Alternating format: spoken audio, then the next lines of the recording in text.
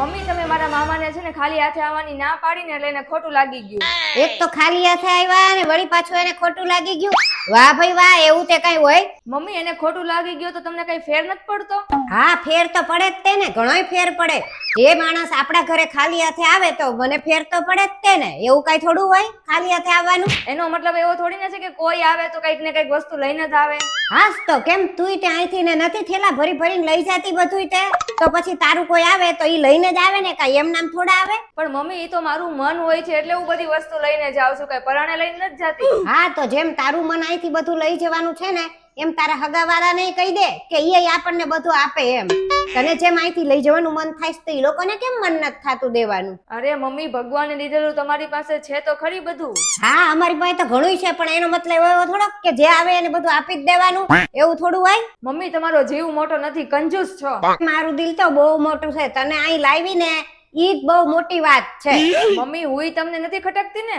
મારા મનની વાત તું બધી કેવી રીતે જાણી લેશ?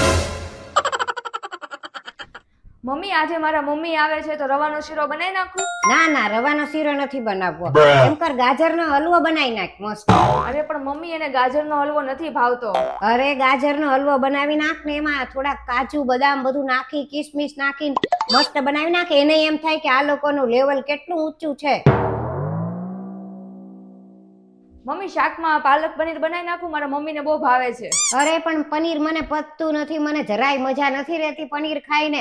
એમ કર તું સેવ ટમેટાનું શાક કર નાખ. પણ સેવ ટમેટાના શાકમાં તમારું લેવલ નીચું નહીં થઈ જાય? પણ તને કહું તો ખરા કે મારી તબિયત નથી હારી એટલે કહું છું. તને એકલી તારી મમ્મીની જ પડી છે, મારું નથી જોતી કાઈ કે આ મારે મમ્મીની તબિયત હારી નથી એમ. મમ્મી ફ્રૂટ વાળો આવ્યો છે તો મારા મમ્મી માટે ફ્રૂટ પેક કરાવી લો. તને હું આટલી બધી ઉતાવળ છે ફ્રૂટ પેક કરાવવાની ના કરાવવાની? હું લઈને આવેશ તારી મમ્મી ઈ તો પેલા કે? ઈ તો મમ્મી એનું મન છે ને કે એને શું લાવવું હોય, હવે ઈ હું કેવી રીતના જાણી શકું? હા, તો પેલા એને આવવા દે, આપણે જોઈએ કે ઈ હું લાવે છે, પછી આપણે ઈ પ્રમાણે પેક કરશું એને દેવા માટે. અત્યારે કાઈ ઉતાવળ નથી.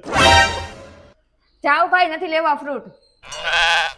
મમ્મી ફટાફટ કવર બનાવી નાખીએ, પછી મમ્મી આવશે ને એની સામે બનાવશું તો બહુ ખરાબ લાગશે. પણ તને એકવાર કીધું તો ખરું કે એને આવી જવા દે.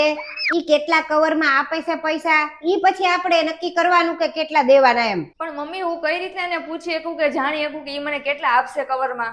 મમ્મીને પૂછવામાં તને જોર પડે છે, અને અહીં મારી પાસેથી બધા પૈસા કઢાવવા છે એટલે હું કે હું વધારે દઈ દઉં ની ઓછા દે તો હાલે ને? પછી ક્યાં ખબર પડવાની હતી કે કોણે દીધા, કેટલા વધારે ને કેટલા ઓછા, એમ થોડી ખબર પડે?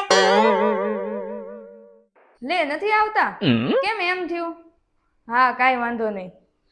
એ હા મમ્મી, મારા મમ્મીનું આવવાનું કેન્સલ થઈ ગયું. અહીંયા બધી તૈયારી કરાવી ને હવે કેન્સલ કરી દીધું આવવાનું. આપણે કેટલું નુકસાન થયું. મેં પણ ક્યાં કઈ તૈયારી કરી છે તો નુકસાન થાય? મારે મારી બેનપણી યાર ફરવા જવાનું હતું, ઈ મારે કેન્સલ કરવું પડ્યું. આ તારી મમ્મી આવવાના હતા એમાં મારે કેટલું નુકસાન થયું.